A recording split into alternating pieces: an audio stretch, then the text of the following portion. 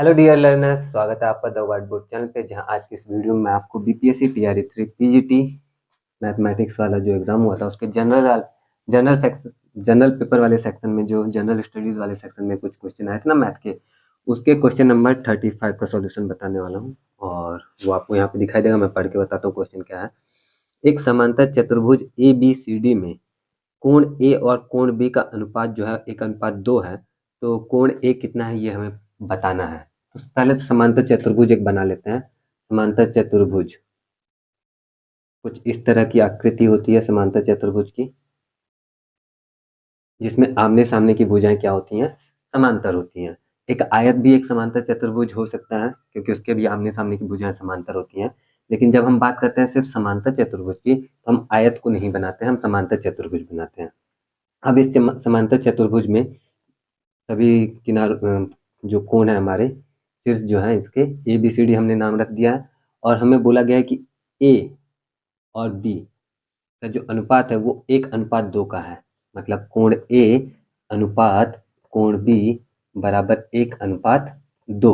तो हमें ए का मान बताना है। हालांकि इस समांतर चतुर्भुज में ए ज्यादा है बी से, दिख के ही पता चल रहा है, तो कोई बात नहीं है, मान लेते हैं कि कम है। तो उस केस में ए का मान कितना होगा ये हमें बताना है। तो बहुत ही आसान सी चीज़ है। देखो, आपने पढ़ा होगा कि जब दो समांतर रेखाओं को कोई एक तिर्यक रेखा काटती है तो यहाँ पे 8 कोण बनते हैं। देख रहे हैं ना, 3 4 5 6 7 8। अगर इन सभी कोण का मैं नाम रख दूं 1 2 3 4 5 6 7 और 8, तो इसमें कुछ कोण युग्म बनते हैं। जैसे 1 और 5, कोण 1 और कोण 5 बराबर होंगे, संगत कोण युग्म है, ये संगत कोणों का युग्म है। उसी तरह से 2 के बराबर होगा 6, 4 के बराबर होगा 8 और 3 के बराबर होगा 7। तो ये संगत कोण युग्म थे। उसके बाद आता है इसमें एकांतर कोण।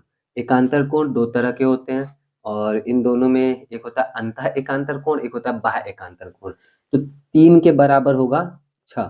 3 के बराबर क्या होगा? 6। कोण 3 की बात कर रहा हूँ। कोण 3 के बराबर होगा कोण 6, क्योंकि एकांतर कोण युग्म है ये।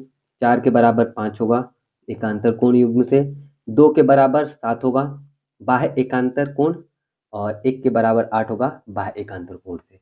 तो संगत कोण और एकांतर कोण के बाद हमें सिखाया गया था अंतः कोण संपूरक होते हैं। अंतः कोण संपूरक होते हैं मतलब कि जो ये समांतर भुजाएं है ना, इनके अंदर में ये तिर्यक रेखा के एक ही तरफ के जो दोनों कोण होते हैं, इनको कहते हैं अंतः कोण। और इन दोनों को जोड़ोगे तो आएगा कितना?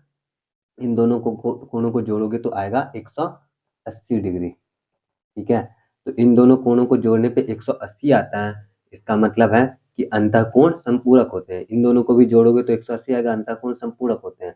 तो यहाँ पे हम वही वाला रूल यूज करेंगे अंतः कोण संपूरक वाले, कि ये दोनों जो है, कहाँ गए हमारे, ये दोनों रेखाएं समांतर हैं और ये एक तिर्यक रेखा के रूप में है। तो इस तरह से चूंकि ये समांतर रेखा था और ये तिर्यक रेखा था, तो इसके तिर्यक रेखा के एक ही तरफ के जो दोनों कोण होंगे वो भी क्या होंगे? संपूरक होंगे। इसका मतलब कोण ए और कोण बी को जोड़ेंगे तो 180 आएगा।